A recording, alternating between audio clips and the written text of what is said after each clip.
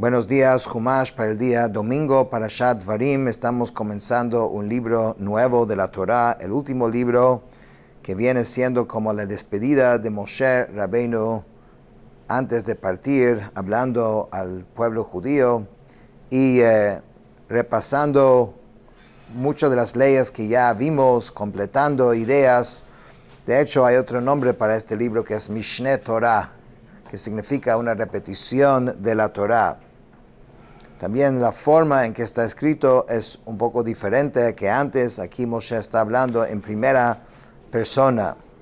Empieza el libro diciendo así: Eile hadvarim asher diber Moshe el kol Yisrael be'ever hayarden. Estas son las palabras que Moshe habló a todo Israel en la otra ribera del Yardén, Bamidbar, Ba'arava, Mol Suf, Ben Paran, Uben Tofel, Velavan, Vachatzerot, Vedi Zahav. En el desierto, en la planicie, frente al mar Suf, mar de Suf, entre Paran y Tofel, y Labán y Chatzerot, y Di Zahav. Cuando uno lee estas palabras, pareciera que son las coordenadas del lugar desde donde está hablando. Bueno, para empezar, son muchas coordenadas, son muchos nombres de diferentes, aparentemente, lugares, ciudades, pero viene Rashi y nos dice algo fascinante que podemos aprender en nuestro día a día de esto. Dice, puesto que estas palabras que Moshe dirigió al pueblo de Israel son palabras de amonestación, y él enumeró aquí todos los lugares en los que el pueblo judío había provocado el enojo ante Hashem, es por eso se expresa en términos generales y solamente los mencionó en forma indirecta mediante alusiones a fin de preservar el honor de Israel. Entonces resulta que esto no son las coordenadas del lugar donde está. El Eiver HaYarden, en la otra ribera del Yardén, sí. Pero a partir de allá está mencionando y insinuando sobre ciertas cosas que acontecieron en esos lugares, utilizando palabras claves que el pueblo entendía y Moshe entendía. El Kol Israel, si Moshe solamente hubiera amonestado a una parte de ellos, los que se hubieran hallado en el mercado y por tanto no hubieran estado presentes, hubieran dicho: ustedes escucharon ese regaño del hijo de Amram, de Moshe, y no le respondieron nada. Lo aceptaron así. Si hubiéramos nosotros estado, hubiéramos reclamado. Por eso Moshe los reunió a todos y dijo: todos están aquí.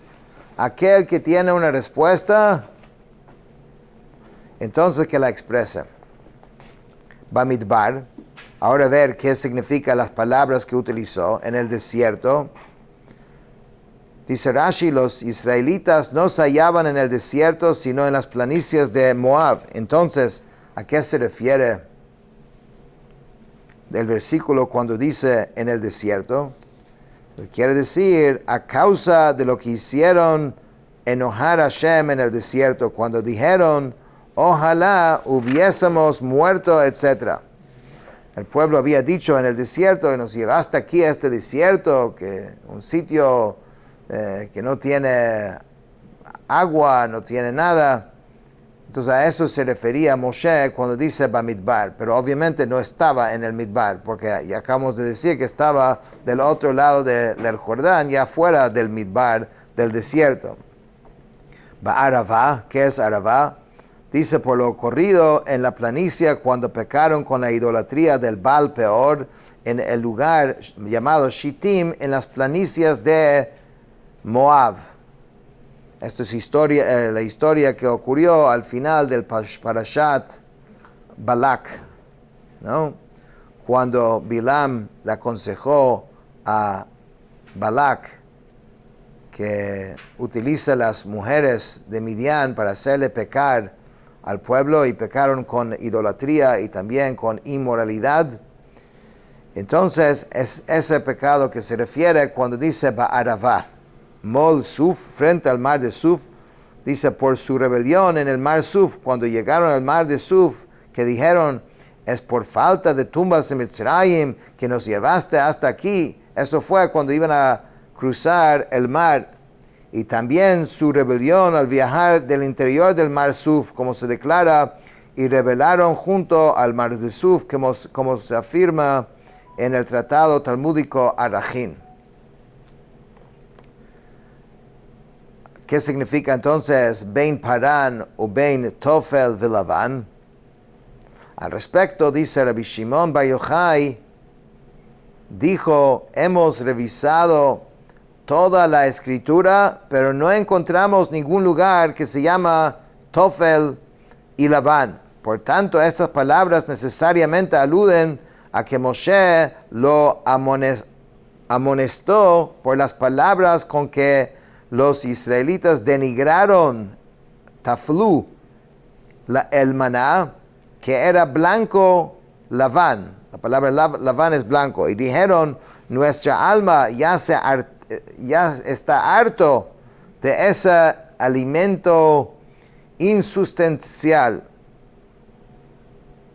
Y también alude a lo que hicieron en el desierto de Parán por medio de los exploradores. Bajat Seirot, que es la otra palabra que dice aquí, esta palabra alude a la disputa suscitada por Korach. Según otra explicación, esta palabra alude a que Moshe les dijo, debieron haber aprendido de lo que hice a Miriam en Hatzeirot a causa de hablar mal. Cuando habló ahí que le tuvo que quedar una semana fuera del campamento con Sarat, con lepra, pero aún así ustedes hablaron contra el omnipresente. Bedi Zahab, este nombre alude a que Moshe los regañó por el becerro de oro que hicieron a causa de la abundancia de oro que poseían. Como se declara, yo les di plata en abundancia y oro, y ellos lo utilizaron para el Baal. En otras palabras, tenemos aquí una mención breve, una insinuación de muchos de los diferentes eventos y pecados que sucedieron, y no es un lugar como tal. ¿Qué aprendemos de esto? A veces uno también tiene que decirle algo a alguien, pero tenemos que decirle de forma tal que le llegue a la persona. Porque muchas veces es una descarga de parte de uno. ¿Sabes cuándo sabes si de verdad la intención de la persona fue ayudar o no? Cuando una persona está repitiendo una conversación y dice demasiadas veces, y yo le dije, y yo le dije, y yo le dije, entonces ya se ve, puede ser que tenías razón y le dijiste cosas ciertas, pero obviamente se ve que lo que estás enfocado es en el yo, no en la otra persona, porque la idea es que llega el mensaje, y el mensaje llega cuando hay cariño, cuando te importa la otra persona y quieres que aprenda de lo que vas a decir. Y en esto tienes que definitivamente cuidar el honor de la otra persona. No le puedes tumbar todo su autoestima. Y esto es lo que vemos en ese regaño. Moshe le está diciendo, pero también está cuidando el honor, no está entrando en lujo de detalle. Ustedes saben y yo sé, y ahora vamos a entrar y tienen que corregir estas cosas. Sigue diciendo, Ahad Asar Yom Mechorev Derech Har Seir Ad Kadesh Barnea. 11 días desde Joreb, que es Har Sinai, por el camino del monte Seir hasta Kadesh Barnea. En otras palabras, vean lo que ustedes mismos han provocado. La ruta más corta de ir desde monte Sinai, desde Joreb, hasta Kadesh Barnea era el camino de Monte Seir. Y ese camino se recorre normalmente en 11 días. Y aún así ustedes lo recorrieron en 3 días. Y Rashi saca el cálculo, ¿no? Entonces, 11 días normal. Ustedes lo hicieron en menos. Podíamos haber estado ahí mismo, ya dentro de la tierra de Eretz Israel. Y fue por todo esto, ¿no?, que terminaron quedándose 40 años en el desierto. Vayihi ba'arba'im shana ba'ashtei asar chodesh be'echad lachodesh diber Moshe el Bnei Yisrael kechol asher tzivah Hashem oto alehem. Y sucedió en el 40º año, en el 11º mes, en el primer día del mes, que Moshe habló a los hijos de Israel conforme a todo lo que el Eterno le había ordenado para ellos.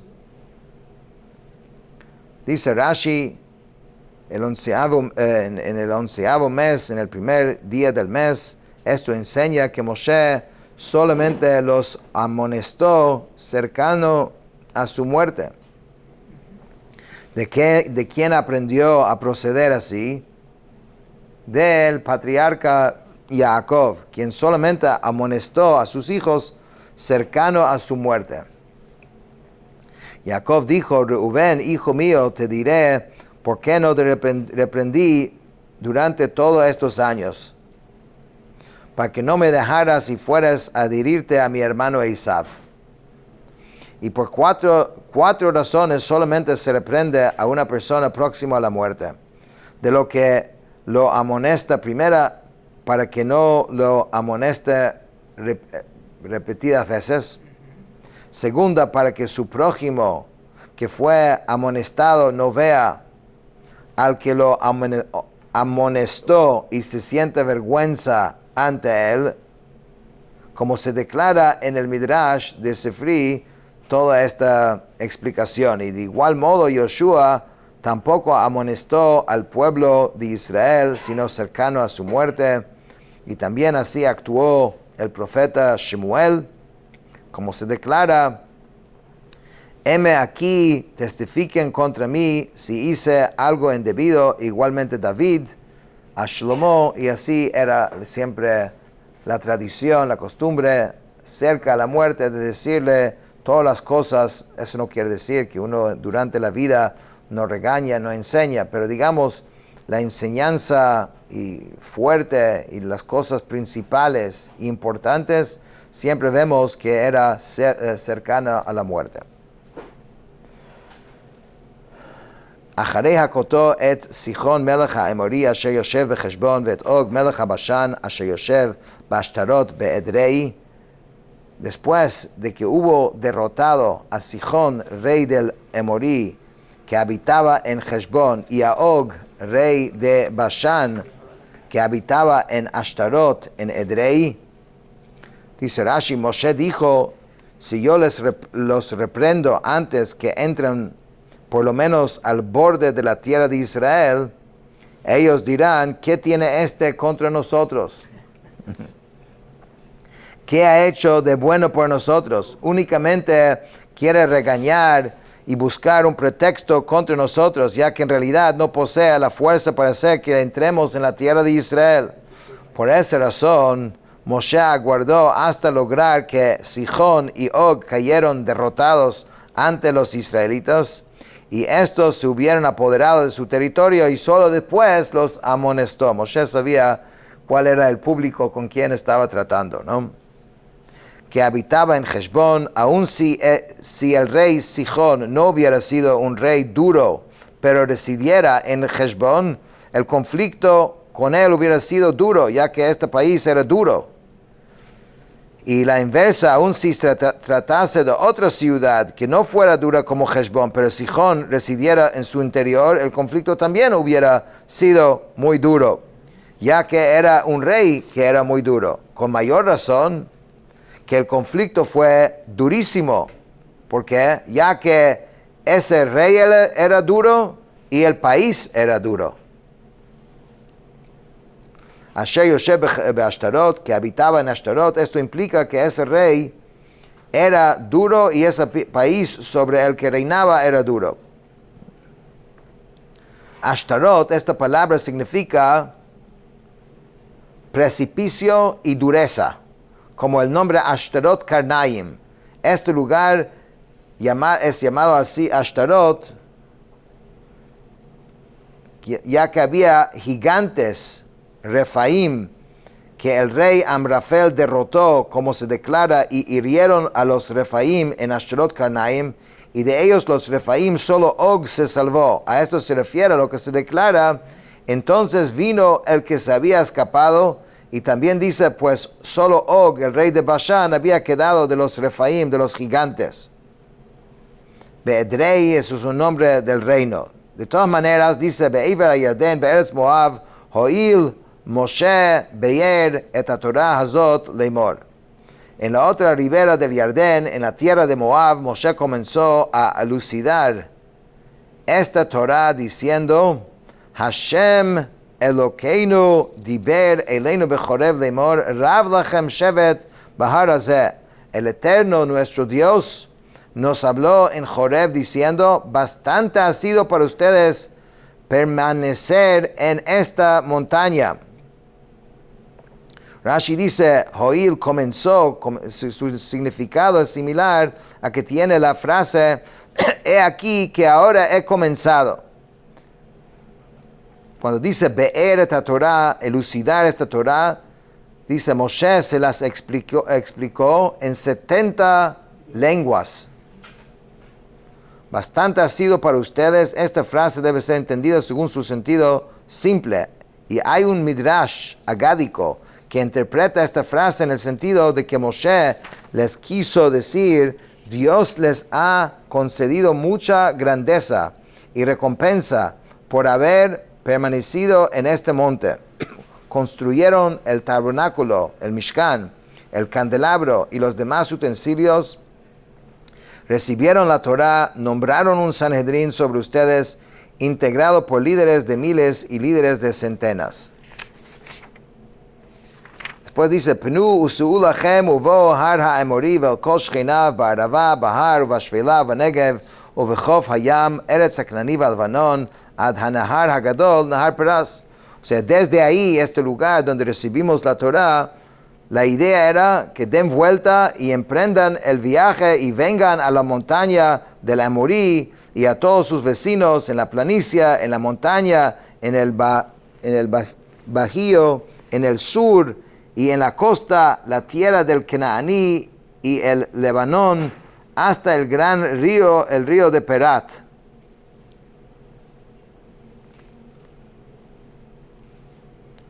Ad Hanahar Agadol, dice Rashi, porque es mencionado junto con la tierra de Israel. El versículo lo llama gran río. Un proverbio popular dice, el siervo del rey es también rey. Júntate con un magnate y se inclinarán ante ti. Otro proverbio popular dice, acércate al que está ungido y únate tú también. Re'ei natati lifnechem et haaretz, bo'u ureshu et haaretz asher nishba Hashem לאבותיכם, לאברהם, ליצחק, ליעקב, לתת להם ולזרעם אחריהם.